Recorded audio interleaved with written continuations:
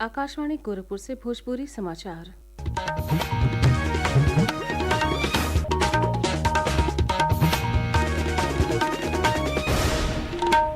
नमस्कार। समाचारों के साथ हैं हम सोनी निगम।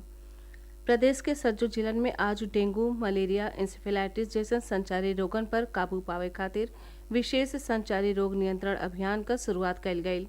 ई अभियान 31 अक्टूबर ले चली, जेमे 12 गो विभाग आपस में मिलजुल के साथे काम करी हैं। गोरखपुर में यह अभियान का शुरुआत सांसद रवि किशन फॉगिंग वैन और प्रचार वाहनन के हरियर झंडी दिखा के रवाना करे के साथ ही कैले। इस दौरान सांसद मौजूद लोगिन के संचारी रोगन पर काबू पावेले में सहयोग का शपथो दियवले। कुशीनगर में मुख्य चिकित्साधिकारी अभियान के तहत आशा कार्यकर्तियन को जन जागरूकता रैली के हरियर झंडी दिखा के रवाना कैले।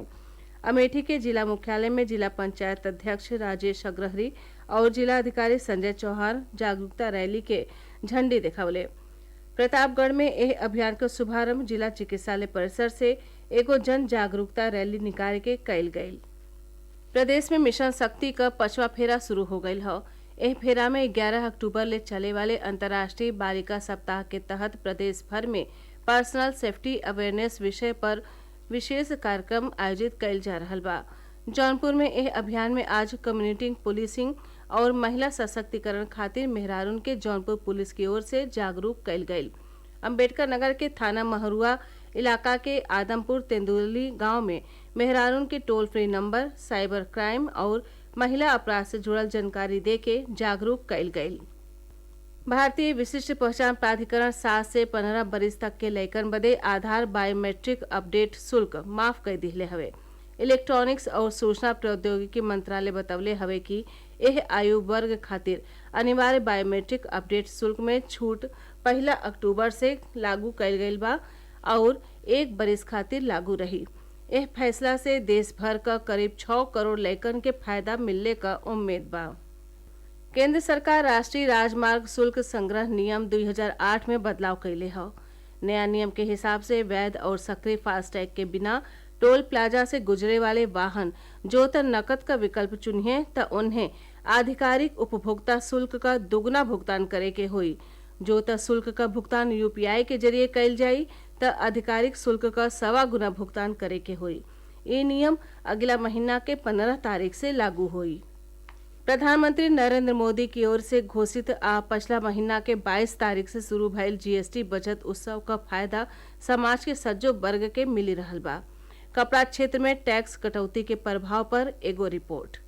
आम लोगन के ढेरे लाभ पहुंचावे बदे सरकार कपड़ा उद्योग पर जीएसटी कम कर दिले हो। नया जीएसटी सुधारण में हाथ से बनल रेशा पर कर का दर 18% से घटा के 5% कर दिया गयल बा। यही जरियन हाथे से बनल धागन पर जीएसटी 12% से घटा के 5% कर दिया गयल बा, जैसे परिवारन के आर्थिक राहत मिली। एक साथ ही 2500 रूपया प्रति पीस तक ले का लागत वाला रेडीमेड कपड़न पर जीएसटी घटा के 5% कर दिया गयल हो, जैसे फैशन किफायती हुई और मांग में बढ़ोतरी हुई। जीएसटी 2.0 में दिहल गयल व्यवस्था मध्यम और छोटहन आय वर्ग के परिवारन खातिर भारतीय परिधान के किफायती बना देई। आकाशवाणी दिल्ली से रोहन और नीतिका गुप्ता के रिपोर्ट के साथ समाचार कक्ष से राकेश।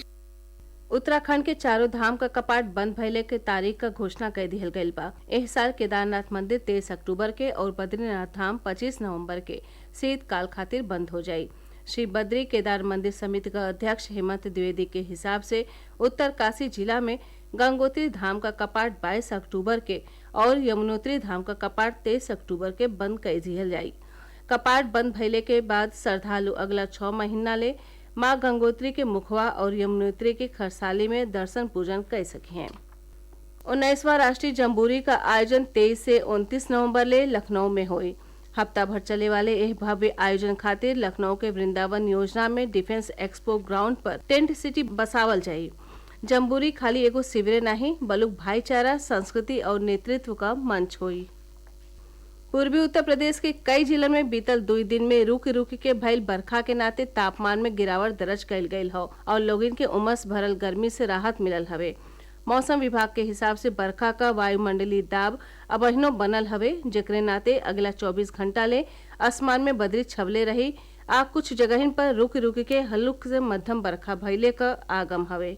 एकरे साथ ही इस समाचार बुलेटिन पूरा भइल। नमस्कार।